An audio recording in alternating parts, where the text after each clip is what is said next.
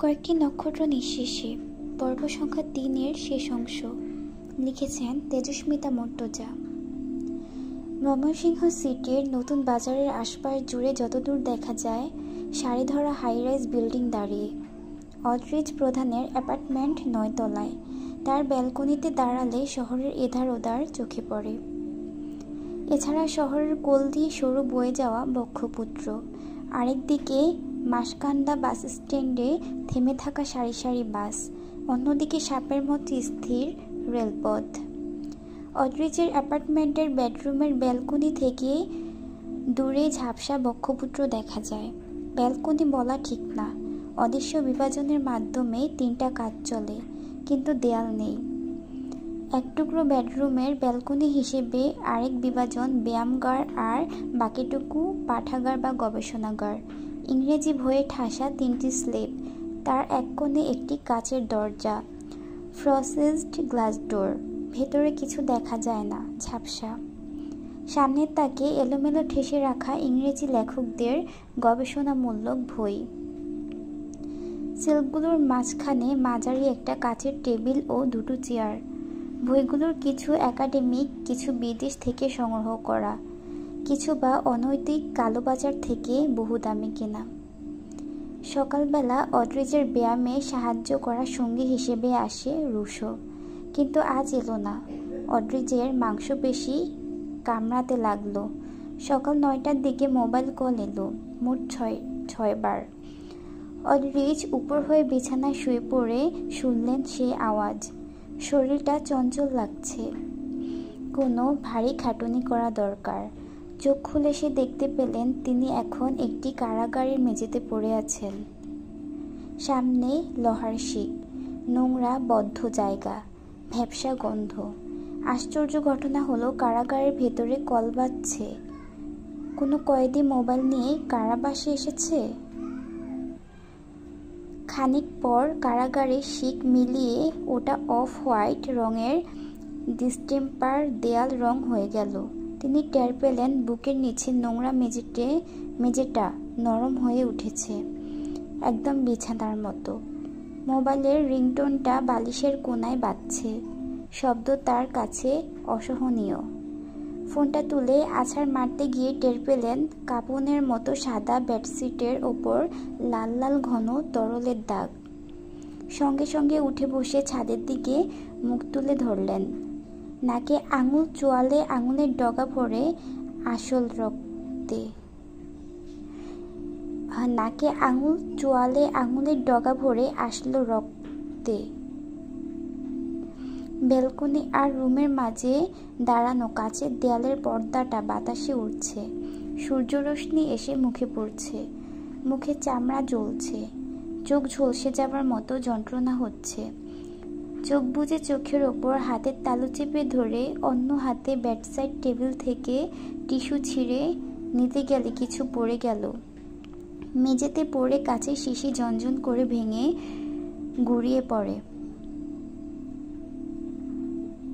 ছড়িয়ে পড়ে। তিনি নাকে টিস্যু ঠেসে ধরে বসে রইলেন ছাদের দিকে মুখ তুলে। ব্লাড প্রেশার অনিয়ন্ত্রণে। এটা রাতে টের পাওয়া যাচ্ছিল। তার বালিশের পাশে উল্টো হয়ে পড়ে থাকা ল্যাপটপ, 2টো নোটবুক, কয়েকটা রং বেরঙের কলম ও হাইলাইটার।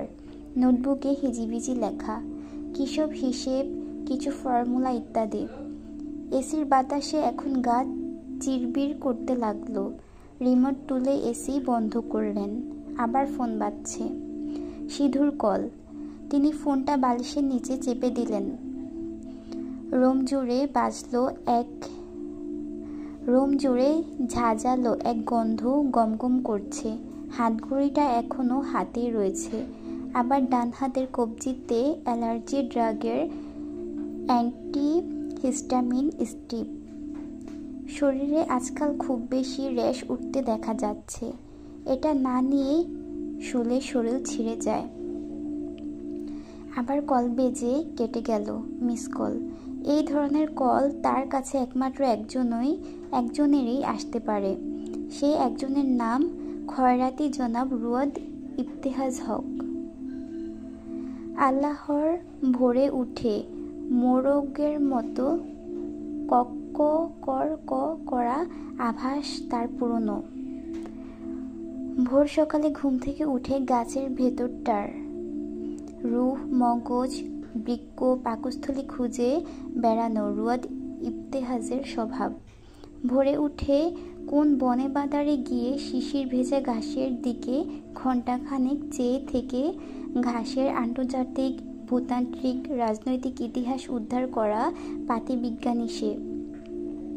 অদ্রিজ কল ব্যাক করলেন। রুয়াদ ঘোষণা করল, বাজারে আসবে একটু পর, কাজ আছে।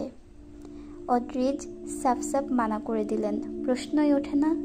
রুয়াদ বললেন, হ্যাঁ তাহলে এই কথাই রইল, বেলা 11টার দিকে বাজারে দেখা হচ্ছে।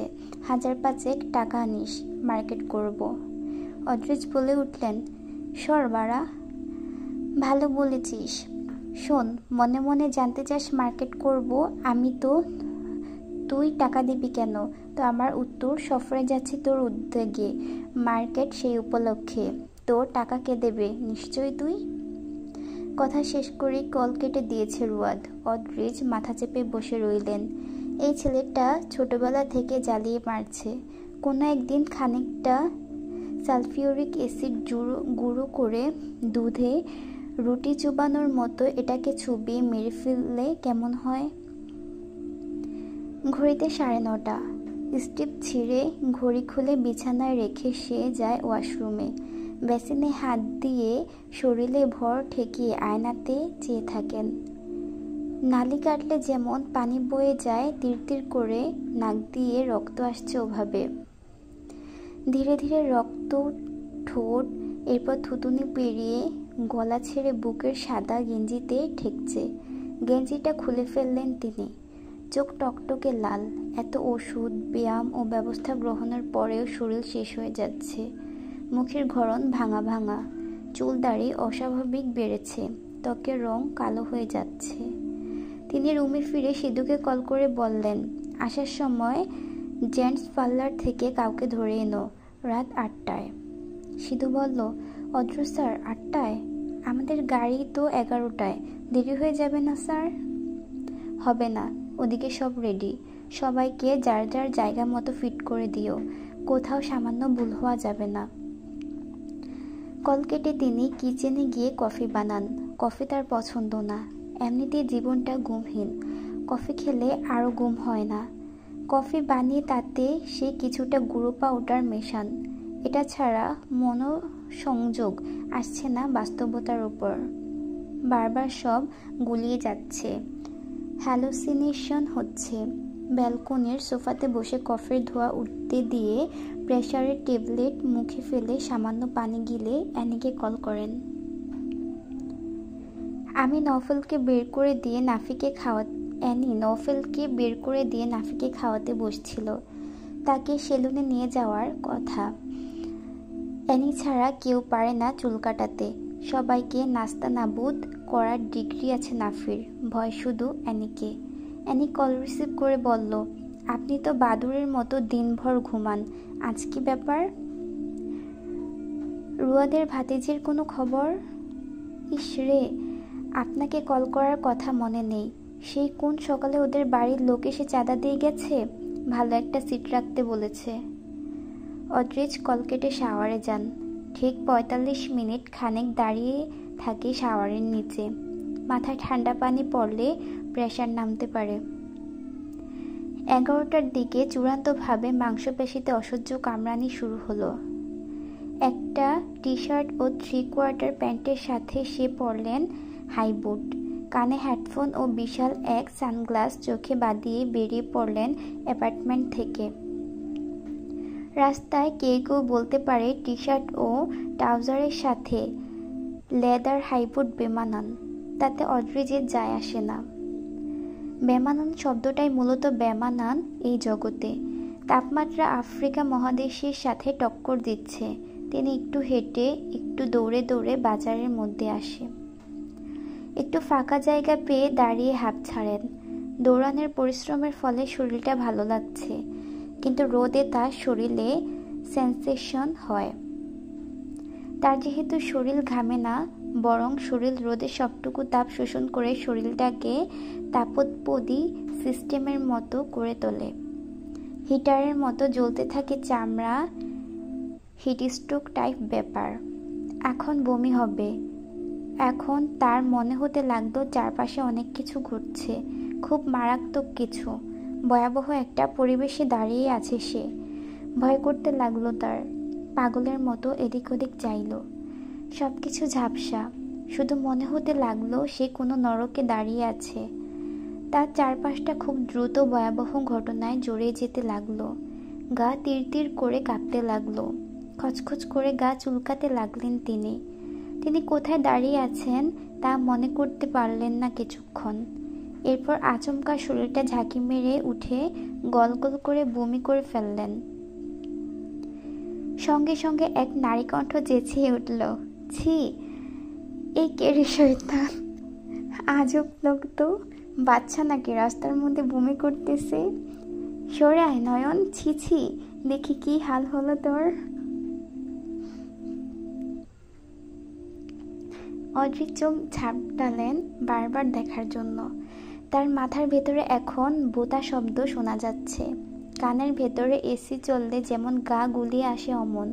হেডফোন খুলে ফেলে দিলেন রাস্তার উপর। ওটা ভেঙে গেল। আরেকটা মেয়ে বলল, থামো ফুফি, লোকটা অসুস্থ মনে হচ্ছে, দেখি দাঁড়াও। এই যে, আপনি ঠিক আছেন? কেমন লাগছে আপনার? দেখুন আমার স্কার্টটার কি অবস্থা করেছেন। মাথা ঘুরছে আপনার? অসুস্থ আপনি? এই কণ্ঠস্বর ও বাক্যগুলো ওষুধের মতো সুখদায়ক লাগলো অদ্রিজের কানে। মেয়েটা কেন রেগে গিয়ে দু চার কথা ঝাড়ল না, বরং নরম পা ফেলে কাছে এলো। সাথে সাথে অদ্রিজের নাকে ফ্লোরার পারফিউমের সুঘ্রাণ ঢুকল।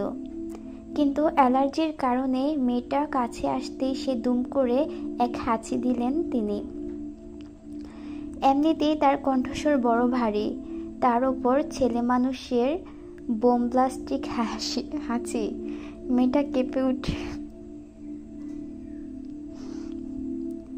মেয়েটা কেঁপে উঠে পিছিয়ে গেল। সামান্য একটু সংকুচিত হলো, কিন্তু সরে গেল না। তার হালকা নীল স্কার্টের নিচের ভাগ দুর্গন্ধ ভূমিতে ভরে গেছে। সাদা কুর্তি হাঁটুর সমান ওপর অবধি। সাদা কুর্তি হাঁটুর সামান্য ওপর অবধি, তাতেও ছিটা লেগেছে। বড় বিশ্রী লাগছে দেখতে। অদ্রিজ কেমন অদ্ভুত কণ্ঠে ক্ষমা চেয়ে উঠল, আমি দুঃখিত মিস, আমি সরি, এক্সট্রিমলি সরি। আমি দেখিনি, হঠাৎই পেট গুলে এলো। কণ্ঠস্বর ভারী, মোটা, পৌরুষ। মেয়েটি স্বভাবতই সচকিত হলো। তখনই পেছন থেকে আগের মেয়েটা সরু গলায় চেঁচালো, এই নয়ন, চলে আয় তো, গা ভরে বমি করে আবার মহানুভবতা দেখানো হচ্ছে। মাতাল হবে কোথাকার কোন। আয়, বাড়ি গিয়ে সাবান মেখে গোসল করবি, আয়। অদ্রিজ নিঃশব্দে আর চোখে মেয়েটিকে দেখলেন। তার মনে হলো রণচণ্ডী মেয়েটাকে সে চেনে। মনে পড়ল এটা তার নানুর ছোট ভাইয়ের মেয়ে ঋতু। এখনো মুখরা ও ঝগড়ুটেই রয়ে গেছে, কিন্তু সে মেয়েটা তার খুব কাছে এগিয়ে এসে স্নেহ ভরে তাকে দেখছে, এই অপরূপা কিশোরীকে। কিশোরীর কণ্ঠস্বর এত সুন্দর, চেহারা, চুল, পোশাক। অদ্রিজ সোজা হয়ে দাঁড়াতে পারছিলেন না। তার শরীরের ত্বক খচখচ করছে, গলা শুকিয়ে গেছে। দাঁড়িয়ে থাকতে না পেরে রাস্তার কিনারে বসে পড়লেন। নোংরা ড্রেনের এক ফাঁকে মুখ নিচু করে আবার বকবক করে বমি করে ফেললেন। শরীর টলমল করে উঠল তার। ঋতু চিনল না লোকটাকে। আনোয়ারা ফুফুর নাতি যে। আনোয়ারা ফুফুর মেয়ে মাসুরা মারা যাবার পর আনোয়ারা ফুফু ভুলেই গেছেন তার মেয়ের একটা ছেলে সন্তান ছিল। রুয়াদ ভাইয়ার দোসর, অনাথ ছেলেটা, অদ্রিজ প্রধান। এই অদ্রিজের কাছ থেকে তার নানুর জন্য এখনো প্রতি মাসে একগাদা করে টাকা আসে, শুধু ওষুধ খাওয়ার নাম করে। ফুফু আইস করে খরচা করে তা। সেই ফাঁকে নাতির খোঁজ করার খেয়াল থাকে না। সে তো এসব স্বার্থপরতার কারণেই বড় ফুফুকে একটুও পছন্দ করে না। কিন্তু ঋতুও আজ মাসুরা আপার ছেলেটাকে চিনতে পারল না। তাদের বংশের বয়সের গোলমালে বোনে ছেলেরা তার চেয়ে বয়সে বড়। সে নাক কুঁচকে দাঁড়িয়ে রইল দূরে। ওদিকে নয়নতারা দৌড়ে গিয়ে লোকটার কাঁধ চেপে ধরল। কি করছেন? ড্রেনে পড়ে যাবেন তো, সরে আসুন। আপনার শরীর টলছে, প্লিজ সরে আসুন। আমি ধরছি আপনাকে, রাস্তার ওপর বমি করুন। এই অসুস্থ অবস্থায় এভাবে কেউ রাস্তায় বেরোয়? উঠতে পারবেন? কোথায় থাকেন আপনি? অদ্রিজের নাকে আবারও ঠেকল সেই পারফিউমের গন্ধ। মেয়েটা বুঝতে পারছে না কেন অদ্রিজকে এভাবে ছোঁয়া ঠিক না। মেয়েটার কি ক্ষতির ভয় নেই? অদ্রিজ নিজেকে ছাড়িয়ে নিয়ে পকেট থেকে এক টুকরো টিস্যু বের করে এগিয়ে দিয়ে বললেন, স্কার্ট মুছে নাও, নোংরা হয়ে গেছে। সে চিন্তা আপনার না করলেও হচ্ছে আপাতত। ও তেমন কিছু না। আপনার অবস্থা দেখুন, একা চলতে পারবেন? নয়নতারা অবাক হলো। এরকম অবস্থায় এত স্বাভাবিকভাবে উল্টো তার সেবায় মনোযোগী লোকটা। অদ্ভুত সুন্দর চেহারা, কিন্তু চুলদারির জঞ্জালে অস্বাভাবিক দেখতে লাগছে। লোকটা কোনো প্রশ্নের জবাব দেন না, প্রতিবাদ করেন না। রোদে শরীরের ত্বক লাল হয়ে উঠেছে। নয়নতারা দৌড়ে গিয়ে ঋতুর কাছ থেকে পানির বোতল আনল। তন্নি বেগম সবসময় নয়নতারার সঙ্গে বোতল ভরে পানি দেন। নয়নতারা যখন অদ্রিজের সামনে থেকে স্কার্ট উঁচিয়ে ধরে দৌড়ে গেল, মনে হলো কোনো শুভ্র পরী ডানা ঝাপটে উড়ে গেল। পায়ে ফ্ল্যাট অলঙ্কারের মতো সাজোয়া জুতো, তার ওপর ফর্সা পায়ের গোড়ালির ছোঁয়া রূপালি নূপুর ঝনঝন আওয়াজ তুলে বাজতে বাজতে এগিয়ে গেল। অদ্রিজ চোখ বুঝলেন। নীল জর্জেটের ওড়নাটা পিছনে পরীর ডানার মতো উড়ে উড়ে সঙ্গ দিচ্ছে মেয়েটাকে। চুলের আধখোলা বেনিতে ফুলের মতো ক্লিপ, সাদা টপ কুর্তা, ফর্সা নরম হাতে বাচ্চাদের মতন সোনালি চিকন চুড়ি, এক অভিজাত সাজ, নক্ষত্রের মতন উজ্জ্বল। অদ্রিজের কেমন হিংসে হলো। এ তো ডিজনির পরীদের রাজকন্যার মতন সাজ চেহারা। তিনি অনীহার চোখ সরালেন।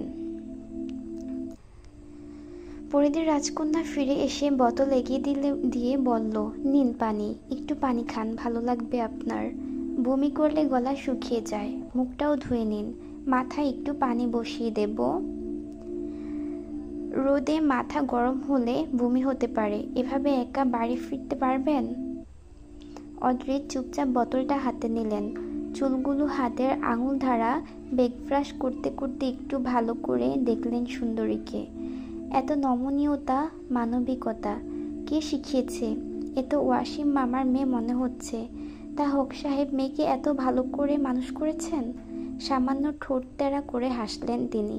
চিৎকার করে গাইল তার বেতর সত্তা, কবিতা, তুমি স্বপ্নচারিণী হয়ে খবর নিও না।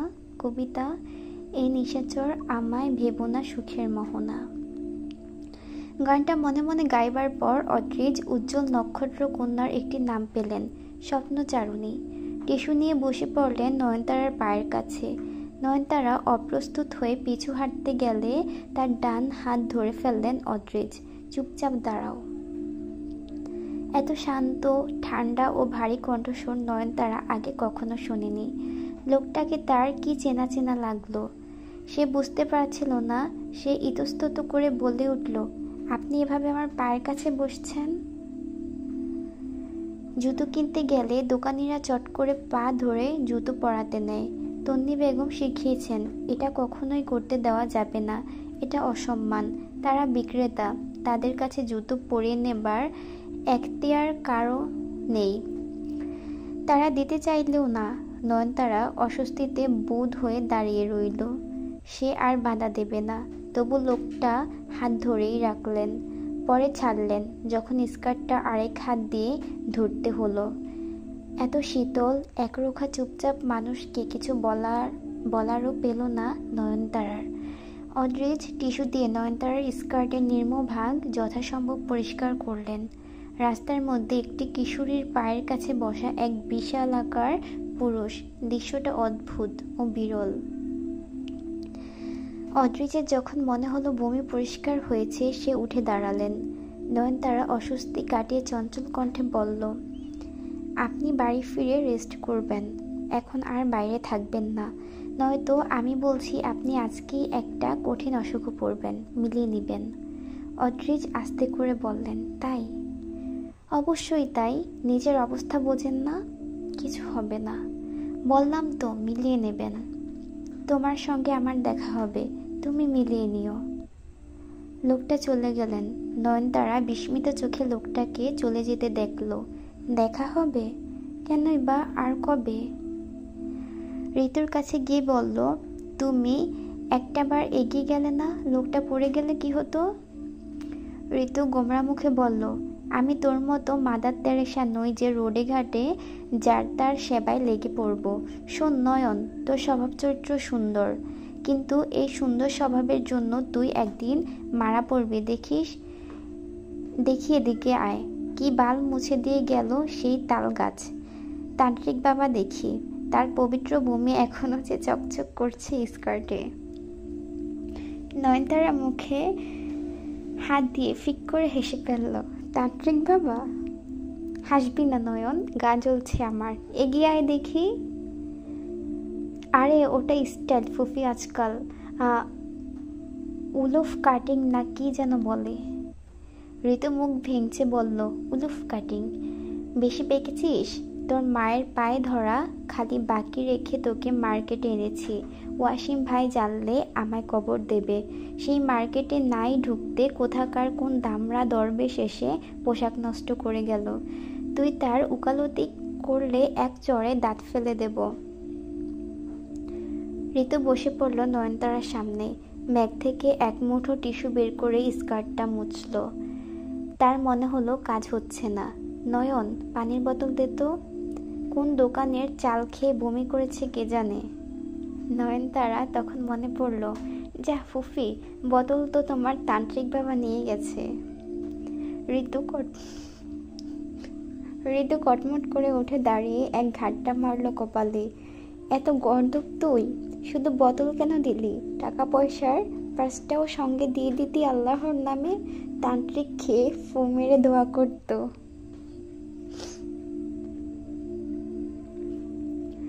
নয়নতারা হাসতে হাসতে গলা জড়িয়ে ধরল ঋতুর। কই, তুমি তখন তো বাধা দাওনি, তুমিও কিন্তু মনে মনে চাইছিলে অসুস্থ লোকটাকে সাহায্য করা হোক। ঋতু গলে যাবার পাত্রী নয়, সে বলল, তুই এত সুন্দর হয়ে রাস্তায় বেরোবি না নয়ন, মানুষের নজর লাগে। আজ দেখ কেমন পোশাক নষ্ট হলো, কবে জানি তোর কি ক্ষতি হয়ে যায়। নয়নতারার হাত ভালোভাবে চেপে ধরে গম্ভীর মুখে রাস্তা পার হয়ে অন্য পথে হাঁটা ধরল ঋতু। নয়নতারা বলল, আমরা বাজারে যাব না? যাব, তার আগে যাব তোদের আনন্দমোহনের সামনে। কেন? ইফটিজিং করতে। নয়নতারা হেসে উঠল, ছেলেদেরকে না মেয়েদেরকে? শোনো, আমাদের কলেজের ছেলেরা দেখতে খুব বিশ্রী। চুপ, পাড়াপাড়ের সেতুটাকে তুলে আনি, চল।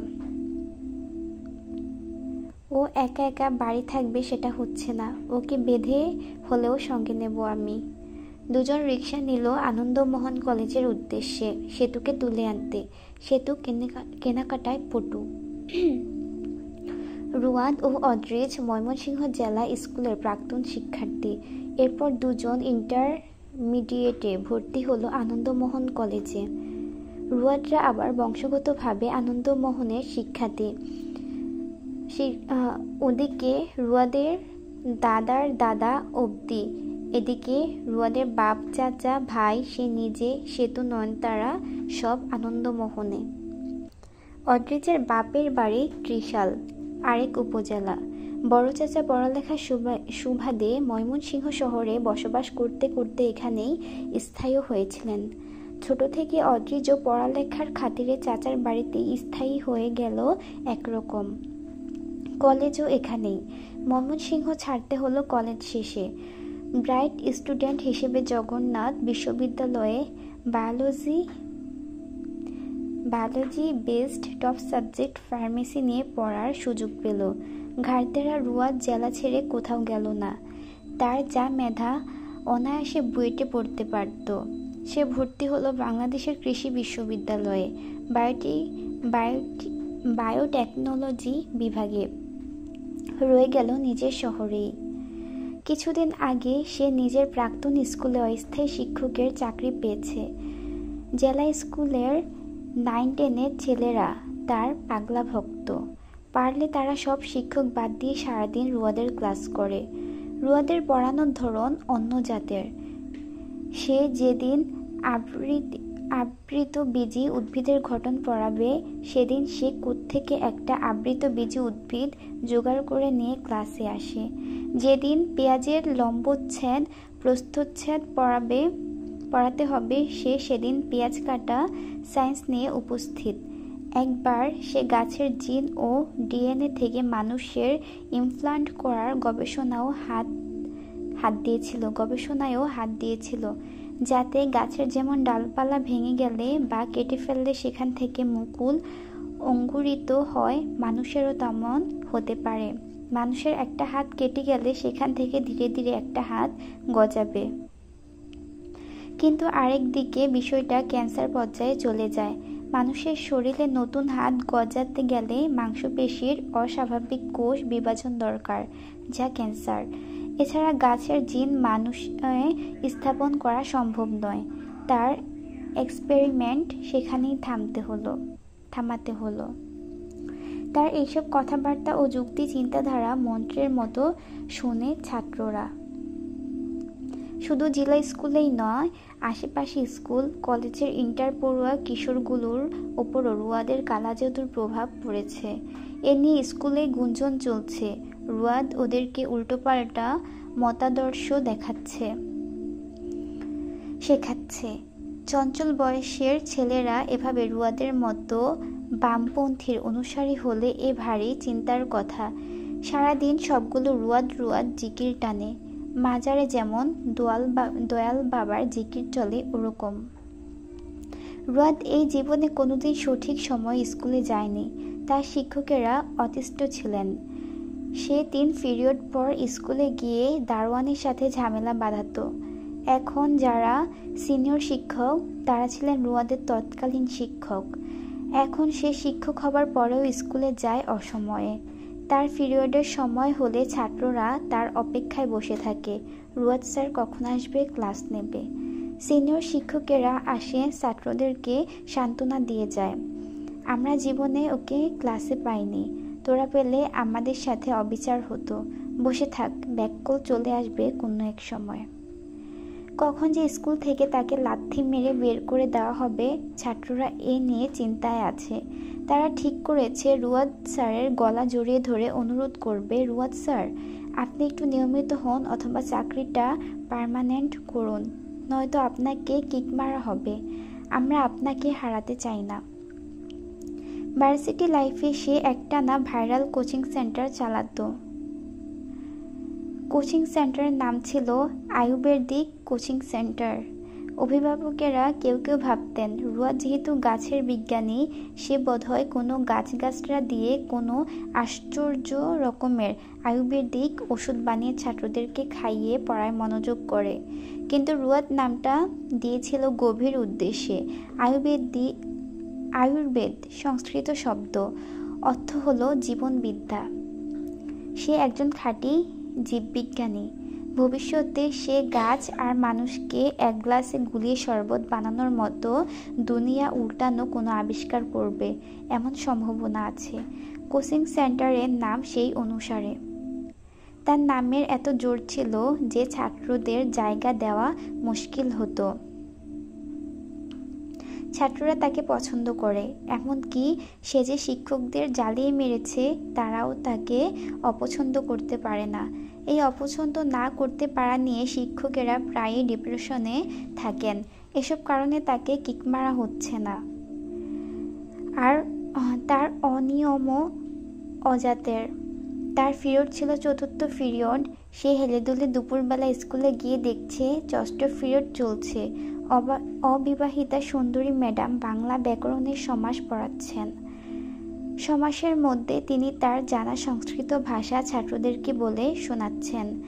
তাম অহম অনুরক্ষামি, তাম বিনা ন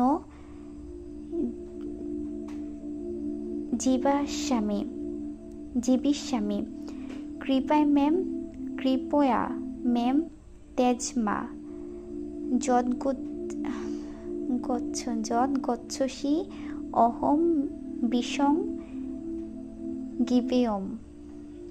অর্থ হলো, আমি তোমাকে ভালোবাসি, তোমাকে ছাড়া আমি বাঁচব না, দয়া করে আমায় ছেড়ে যেও না, যদি এমন করো আমি বিষ খাবো। ছাত্ররা ধরে নিল ম্যাডাম বয়সকালে প্রেম দেওয়ানি হয়ে কাউকে এই কথা বলেছিলেন। তারা হেসে কুটি কুটি হচ্ছে, কিন্তু দরজার সামনে রুয়াদকে দেখে সব হিপনোটাইজ রোগীর মতো হলো। তাদের চোখের মনে গোল গোল ঘুরতে লাগলো। সাদা ধবধবে পাজামা পরা আর্মিদের মতো উচ্চতাওয়ালা রুয়াদ চোখে রিমলেস চিকন সাদা চশমা পরে দাঁড়িয়ে আছে হাসি মুখে। তার বাঁ হাতের তর্জনী আঙুলিতে একটা আংটি আছে, সেটার দুটো স্তর, উপরের স্তরটা নিচের স্তরের ওপর ঘষে। রুয়াদের কাজ হলো সারাদিন সেটাকে বৃদ্ধি আঙ্গুলি দিয়ে ঘুরানো, এখনো তা করছে। তাকে দেখে ম্যাডাম পড়ানো থামালো। রুয়াদ দাঁত বের করে হেসে বলল, আপনাকে আজকে অত্যাধিক সুন্দর লাগছে ম্যাডাম মনসা কৈরালাজি।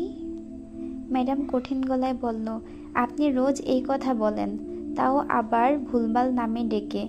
আমার নাম মোনালিসা। মনীষা কৈরালা না, কৈরালা সঞ্চয় দত্তের বউয়ের পদবী, আর মনসা হলো সাপের দেবী। তাহলে তো ঠিকই বলেছি। ম্যাডাম সরু গলায় চেঁচিয়ে উঠল, কি বললেন আপনি?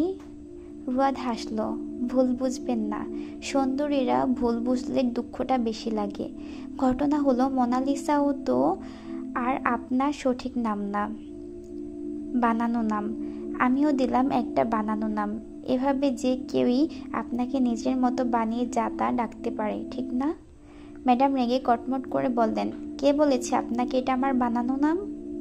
রুয়াদ হেসে বলল, জি আমি বলছি। মোনালিসা খুব চর্চার বস্তু হওয়ায় মেয়েরা তার নামে নিজের নাম রাখতে খুবই পছন্দ করে, কিন্তু বাপ মা তো এসব বোঝে না, তাই নিজেরাই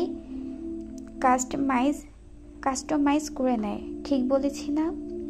আদবের সঙ্গে কথা বলুন। আদবকে? তার সাথে আমি কেন কথা বলতে যাব? তার সাথে আমার চেনা জানা লেনা দেনা কিসের? অপরিচিত কারোর সঙ্গে আমি কথা বলতে পারবো না। ম্যাডাম রাগে কাঁপতে লাগলো। রুয়াদ তা দেখে চমৎকার করে হেসে হাত নেড়ে নেড়ে মন্ত্রপাঠ করবার ভঙ্গিতে সংস্কৃত ভাষায় আওড়ালো, রাখবেন না ম্যাডাম, কেননা ভগবদ্গীতায় বলা হয়েছে, ক্রোধাৎ ভবতি সম্মোহ, সম্মোহাৎ স্মৃতিভ্রংশাৎ বুদ্ধিনাশ, বুদ্ধিনাশাৎ প্রণশক্তি। ম্যাডাম ঝাড়া মেরে নিজের ব্যাগ নিয়ে চলে গেলেন শ্রেণীকক্ষ থেকে। রুয়াদ হেসে ভেতরে ঢুকে সবাইকে বলল, গুড মর্নিং কমরেডস। রুয়াদ স্যার তাদেরকে কখনো ছাত্র নয়, ডাকে কমরেডস। লোকে শেখায় কমরেডস মানে খারাপ কিছু। বামপন্থী রাজনৈতিক দলের কর্মীরা একে অপরকে ডাকে। রুয়াদ স্যার বলে কমরেড মানে সঙ্গী, বন্ধু, যারা এক পথে এক উদ্দেশ্যে উৎসর্গপ্রাণ হয়ে হাঁটছে। ওরা এই ডাকে পাগল হয়ে যায়। গোটা দুনিয়া কমরেড ডাকের বিরুদ্ধে গেল, ওরা রুয়াদ স্যারের কমরেড হতে জান-প্রাণ দিয়ে প্রস্তুত। স্যার যখন কমরেডস ডাকে, ওদের মন চায় একটাবার স্যারকে বুকের সাথে জড়িয়ে ধরতে, এমন অদ্ভুত শোনাতে পারে একটা ডাক। সবাই বলল, স্যার গুড মর্নিং। এখন বাজে বেলা 2টো স্যার। যতক্ষণ আকাশে সূর্য থাকবে ততক্ষণ সকাল, সূর্য ডুবলে রাত, দুনিয়াতে বেলা মোট 2টো, বুঝলে? সবাই রুয়াদ স্যারের যুক্তিতে ঘাড় কাত করে। রুয়াদ স্যার যুক্তি ছাড়া কথা বলে না, সে ভুল কথা বলতেই পারে না। রুয়াদের ডাইহার্ড ভক্ত ছাত্র নগেন দাঁড়িয়ে বলল, স্যার আপনি এখন ক্লাস নেবেন? এখন তো মনসা থুক্কু মোনালিসা ম্যাডামের ক্লাস স্যার। ম্যাডাম তো চলে গেল, তো খগেন, তুই কি চাইছিস? ক্লাসটা খালি যাক? না, এটা ঠিক না।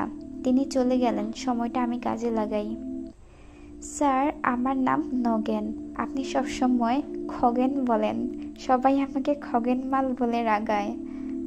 ঠিক আছে খগেন, আর ভুল হবে না। আমি তোর নাম মনে রাখবো। নগেন দুঃখে হতবিহ্বল হয়ে পড়ল। রুয়াদ স্যার ক্লাসে অনেকের এমন চমৎকার নাম দিয়েছে। যেমন ক্লাসের ক্যাপ্টেনের নাম রক্তিম, স্যার তাকে ডাকে লালটু। এটা একটা নাম হলো? রুয়াদ স্যারকে জিজ্ঞেস করা হলো, স্যার ওকে লালটু কেন ডাকেন? রুয়াদ স্যার বলল, রক্ত লাল, তাই ডাকি লালটু।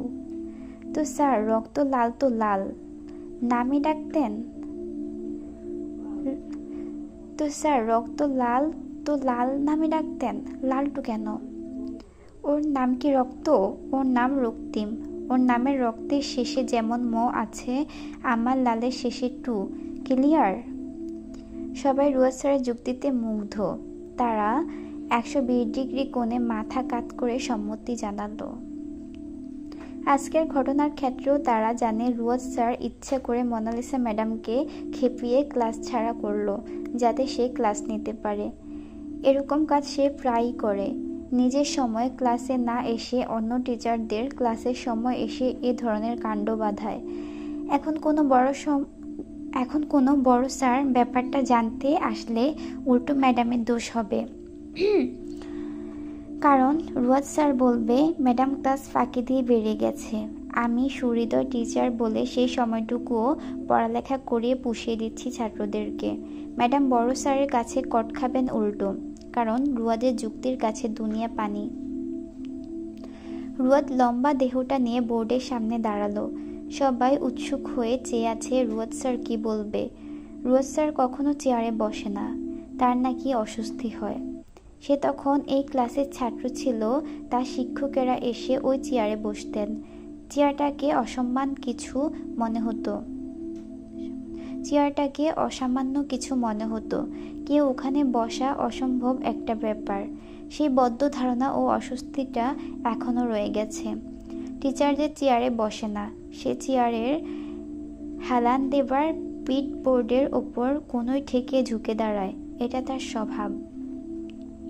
আজও পাঞ্জাবির হাতা গুটিয়ে চশমাটা খুলে টেবিলে রেখে ওভাবে দাঁড়িয়ে বলল, তোদেরকে যদি আমি এখন বলি আজ স্কুলের ছুটির পর সোজা বাড়ি গিয়ে ব্যাগ গুছিয়ে নিতে, আমরা রাত 11টায় সফরে বেরোবো।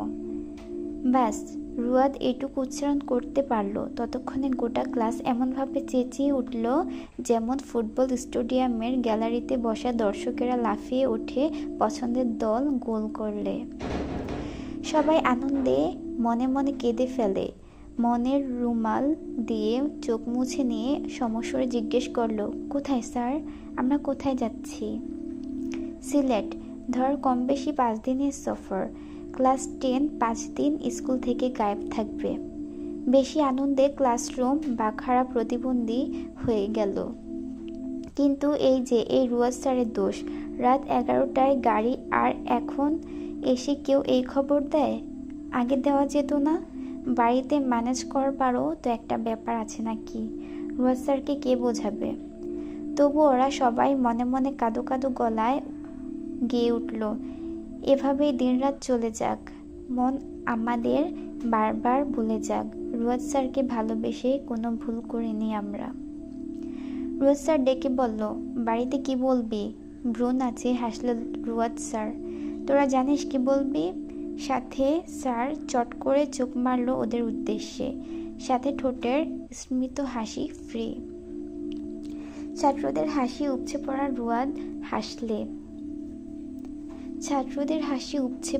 রুয়াদ হাসলে। ওদের ধারণা জেলা স্কুলে মেয়েরা নাচ থেকে ভালোই হয়েছে, নয়তো এই যে রুয়াদ স্যার হাসলে ক্লাসে ফটাফট মেয়েদের লাশ পড়ে যেত। এত সুদর্শন আর চমৎকার লোকটাকে ছেড়ে এসএসসি পরীক্ষা দিয়ে কলেজে যেতেই মন সায় দেয় না তাদের সবার এখন একটাই স্বপ্ন, স্কুল ফাইনাল শেষে আনন্দমোহনে ভর্তি হবার, কারণ ওখানে রুয়াদ স্যার পড়তো। কেউ কেউ চিন্তিত হয়ে বলল, স্যার চাঁদা? কিচ্ছু না, কেউ চাইলে পকেটে কানাকড়ি না নিলেও চলবে। একটা মালদার পার্টি আছে, তোরা খালি বাইর হয়ে চলে আসবি রাত 11টায়। বাসে সিট নাকি খালি যাচ্ছে, এও হয়। যা বাড়ি গিয়ে গুড বয় সাবান মেখে গোসল করে বের হয়ে আয় সময় মতো। নগেন বলল, স্যার ওটা লাইফ বয় সাবান। চুপ থাক খগেন, লাইফ বয় যুক্তিহীন ও অর্থহীন নাম। জীবন ছেলে, এটা আবার কি নাম? গুড বয় সাবান মানে ভালো ছেলে সাবান। ভালো ছেলেরা গুড বয় সাবান দিয়ে গোসল করবে, অথবা কেউ গুড বয় সাবান দিয়ে গোসল করলে ভালো ছেলে হয়ে যাবে। এই নামে যুক্তি ও অর্থ দুটোই আছে, বুঝলে? তারা আবার মুগ্ধ হলো রুয়াদ স্যারের চিন্তাধারার উপর।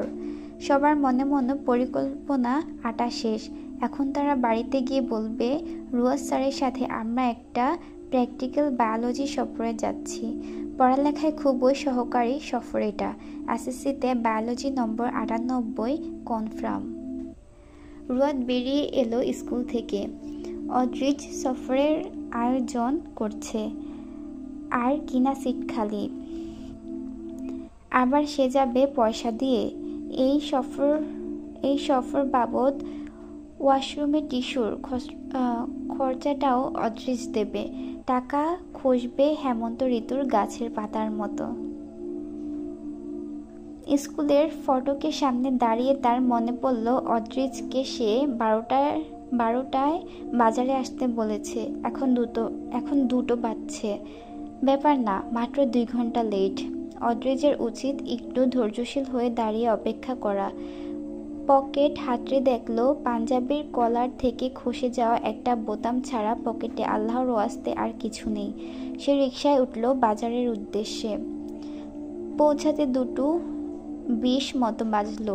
অদ্রিজ বাজারের মধ্যে একটা দোকানের সামনে ব্যানারের নিচে একটু ছায়ায় দাঁড়িয়ে গা হাত পা চুলকাচ্ছে। রুয়াদ হাত নেড়ে হাসল।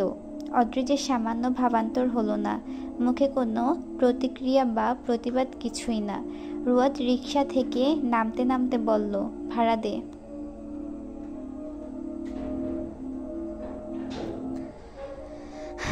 আচ্ছা, কয়েকটি নক্ষত্র নিঃশেষে পর্ব 3-এর শেষ অংশ এখানেই শেষ। এতক্ষণ আমি আপনাদের সাথে ছিলাম রাত্রি ইসলাম। আর পর মাঝে হয়তো অনেক ভুল ত্রুটি রয়েছে, আপনারা একটু মানিয়ে নেবেন। হ্যাঁ।